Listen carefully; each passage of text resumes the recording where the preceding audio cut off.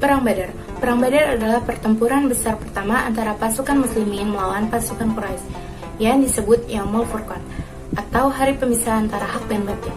Perang Badar ini juga yang menentukan ekstensi kaum muslimin selanjutnya. Perang ini satu-satunya malaikat pun turun untuk berperang dengan atas izin Allah Subhanahu wa taala yang mampu mengalahkan musuh di mana jumlahnya 3 kali lipat lebih banyak. Perang ini terjadi pada 17 Ramadan 2 Hijriah. Pemicu terjadinya Perang Badar adalah salah satu pemimpin Mekah, Abu Thalib, pamannya Nabi Muhammad SAW, meninggal dunia. Posisi ini digantikan oleh Abu Jahal. Abu Jahal merasa terancam dengan kelahiran Nabi Muhammad SAW. Dalam kegiatan dakwahnya dan kaum Quraisy juga yang melihat kaum muslimin sebagai ancaman. Abu Jahal membenci Nabi Muhammad SAW dan menghasut para kaum Quraisy untuk menyerang, dan untuk menguasai harta benda kaum muslim. Kaum Quraisy yang pindah menjadi muslim dikeluarkan dari suku tersebut, yang dimana itu pun merupakan suatu penghinaan yang amat serius. Karena teror inilah memaksa Rasulullah dan para pengikutnya untuk hijrah ke Madinah. Tahun 622 Masehi menandai dimulainya kedudukan Nabi Muhammad SAW sebagai pemimpin suatu kelompok dan agama. Kaum muslimin yang meninggalkan harta bendanya untuk hijrah ke Madinah menjadi sasaran untuk kaum Quraisy merampas harta mereka. Kedatangannya di Madinah disambut baik oleh kaum Ansar yang ada di dalam surat Al-Hajj ayat 39-40 yang artinya mengizinkan Nabi Muhammad SAW bersama pengikutnya untuk memerangi orang yang memerangi mereka dengan taktik menyasar kafilah kelompok dagang Quraisy Mekah dan berfokus pada upaya pengambilan harta benda yang telah dirampas oleh kaum Quraisy seraya menghindari jatuhnya korban jiwa. Karena kaum Quraisy telah menjarah harta dan rumah kaum muslimin yang ditinggalkan di Mekah. Sejak 623 Masehi, ketegangan antara kelompok Mekah dan Madinah pun pada saat itu makin memuncak. Pada tahun 624 Masehi, kaum muslimin yang dipimpin oleh Abdullah bin Jahsy atas perintah Nabi Muhammad SAW di Mekah, yang dimana perang ini menghilangkan nyawa seorang kaum kafir Quraisy bernama Al-Hadrami, di mana insiden tersebut pun akhirnya menimbulkan kemarahan dan dendam di kalangan Quraisy yang ada di Mekah. Terlebih lagi, peristiwa ini terjadi di bulan Rajab, bulan yang memang mereka anggap suci dan semestinya tanpa peperangan bagi masyarakat Arab. Dari situ mereka menganggap bahwa Rasulullah tidak lagi menghormati bulan suci mereka. Nabi Muhammad mendapatkan informasi terkait kafilah dagang besar Abu Sufyan, sahabat Abu Jahal, ke Madinah dari Suriah. Rasulullah mengutus untuk bisa mengumpulkan informasi tentang Kamilah atau Sufyan. Dengan setelah mengumpulkan cukup informasi, mereka berdua kembali lagi ke Madinah dan menyampaikan informasi kepada Rasulullah bahwa kafilah Quraisy Abu Sufyan membawa lebih dari 2.540 orang. Peluang ini dimanfaatkan oleh Rasulullah untuk merampas barang dagangan penduduk Mekah yang di dalamnya sudah bercampur dengan hak-hak kaum muslimin yang kala itu Nabi tidak tahu ini akan berperang, maka tidak ada keharusan bagi kaum muslimin untuk ikut dalam perjalanan kali ini karena tujuan utamanya adalah merampas hak kaum muslimin. Kala itu Rasulullah turun untuk menjaga Abu Sufyan pada 8 Ramadan melibatkan 313 muslimin dengan tunggangan.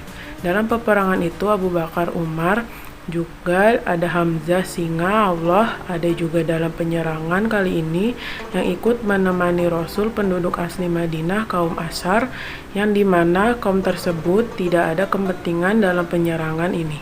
Karena kesetiaannya dengan Rasul, mereka pun ikut serta. Untuk menghadang kafilah itu, kaum muslimin bergerak menuju Mekah melewati daerah Badar. Sebelum itu, Rasul mengirim 2 mata-mata yang dimana saat itu juga Abu Sofyan lagi mencari informasi juga apakah ada mata-mata Madinah. Mata-mata yang dikirim Rasul sampai terdahulu di sana mereka mendengar dari 2 orang yang sedang berdagang bahwa kafilah mereka akan lewat. Pada saat itu pula mata-mata yang dikirim Rasul langsung kembali untuk menginformasikan bahwa kafilah tersebut sudah dekat. Setelah itu Abu Sofyan juga bertanya kepada 2 orang berdagang itu apakah melihat seseorang. Lalu pedagang tersebut menjawab ada 2 orang tetapi mereka hanya berhenti sejenak tanpa menghampirinya. Abu Sofyan lalu menemukan jejak kotoran unta. Dia mencurigai bahwa adalah itu mata-mata Madinah karena di kotoran tersebut terdapat biji kurma yang dimana hanya orang Madinah saja yang memberi makan unta dengan kurma. Saat itu juga Abu Sofyan mengutus Damdam bin Amr al-Ghifari. Dia bisa dikatakan seorang ahli atau spesialis penyebar isu. Dia pergi ke Mekah untuk meminta bala bantuan dari kaum Quraisy. Setelah sampai, si Damdam membunuh untanya dan merobek bajunya seolah-olah perang sedang terjadi. Dia berlari ke sana kemari sambil berteriak minta tolong, sampai terdengar majelis Quraisy di mana pemuka-pemuka Quraisy terdapat di sana. Damdam berkata, "Saya sudah diserang oleh penduduk Madinah dan juga Abu Sofyan. Mereka ingin merampas harta kita." Pemuka tersebut marah dan mempersiapkan pasukan untuk menyerang Rasulullah SAW. Abu Jahal berhasil mengumpulkan sekitar 1.000 pasukan beserta tunggangan. Abu Jahal yang memimpin pasukan tersebut. Abu Sofyan melewati pinggiran lembah Badar dan berhasil lolos dari intaian pasukan muslimin. Abu Sofyan pun mengabarkan keberhasilan ini. Dia mengabarkan melalui surat dan menyampaikan sebaiknya pasukan Quraisy kembali lagi ke Mekah. Semangat pasukan Quraisy pun menurun. Beberapa kaum Quraisy pun kembali karena peperangan ini bukan untuk harta. Tetapi Abu Jahal ini tetap menuntut kaumnya untuk tetap melanjutkan perang ini dengan memaki pasukannya. Pasukan yang tersisa ini pun melanjutkan dan tujuannya berubah menjadi untuk menghabisi Rasulullah dan kaumnya. Rasul mendengar kabar bahwa Abu Sofyan berhasil lolos dan Abu Sofyan yang sempat meminta bantuan penduduk Mekah dan penduduk Mekah sedang mengubah tujuannya untuk menyerang Rasulullah. Rasul pun berpikir keras dan keesokan harinya Rasul meminta kaumnya bermusyawarah. Karena asal keberangkatan kaum muslimin untuk mengejar Abu Sofyan, setelah bermusyawarah, kaum Ansor dan Muhajirin bersatu dan yakin untuk mengikuti arahan Rasulullah SAW. Rasul berkata, "Mari sahabatku untuk berangkat dan bergembira. Allah Subhanahu wa Ta'ala telah menjanjikan kepadaku salah satu dari 2 hal, kafilah atau kemenangan menghadapi musuh."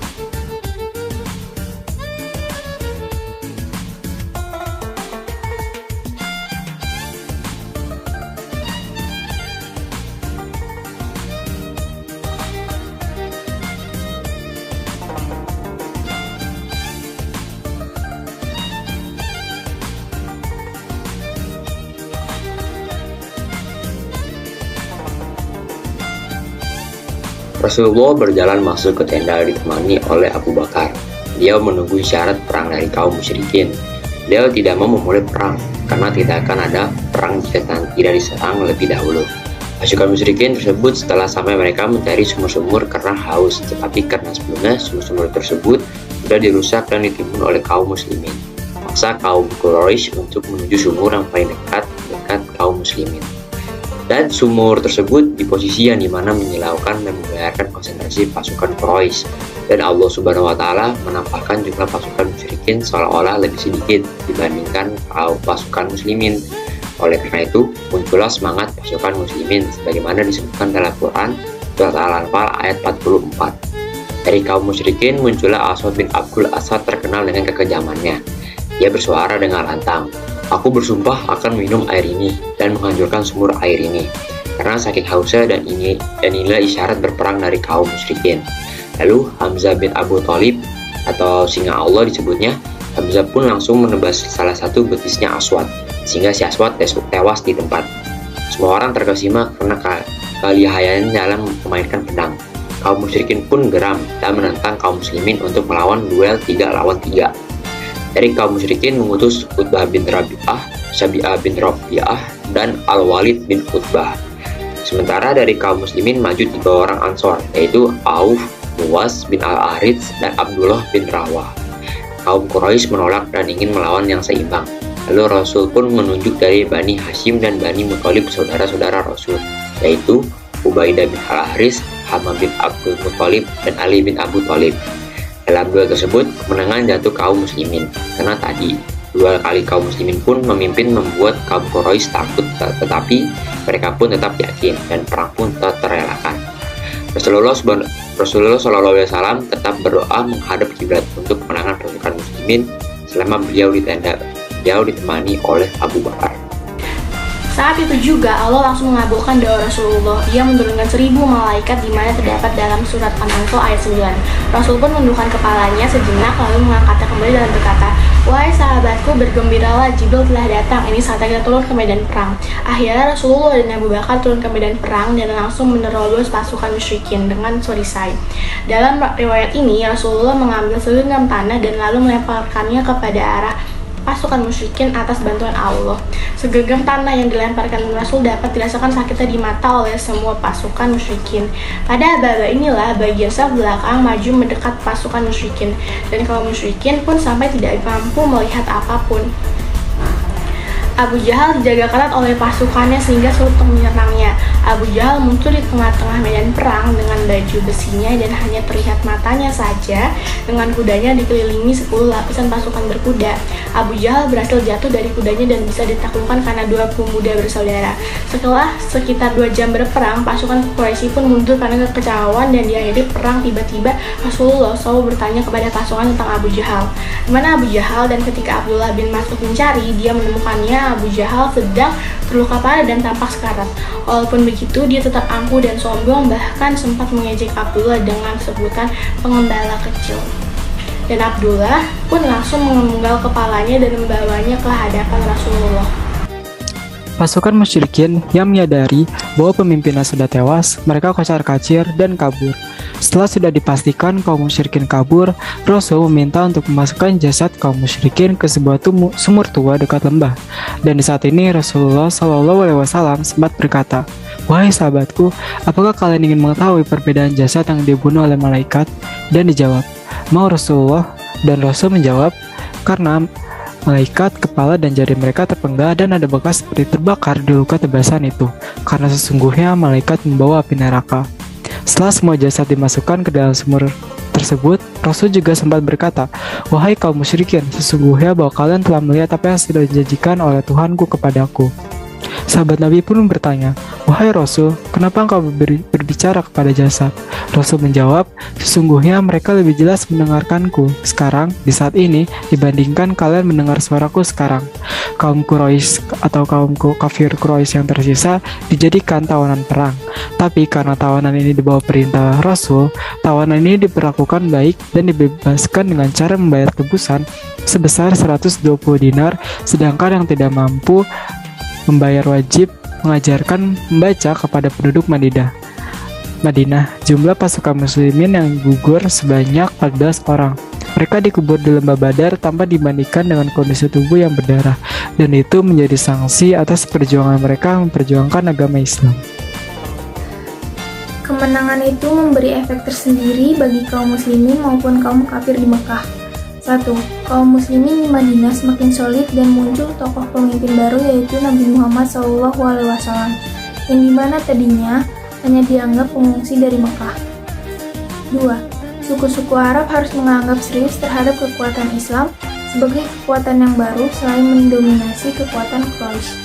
3. Nabi Muhammad SAW memperkuat dan memantapkan posisi di Madinah dan mengeluarkan klan Bani Qainuqa dari Madinah karena klan tersebut adalah klan Yahudi yang sering mengganggu kelancaran dakwah Rasul di Madinah. 4. Para penentang Rasul melemah maupun politik karena perang. Hikmah. 1. Hendaknya kita menaati pemimpin yang mengajak jihad fisabilillah. 2.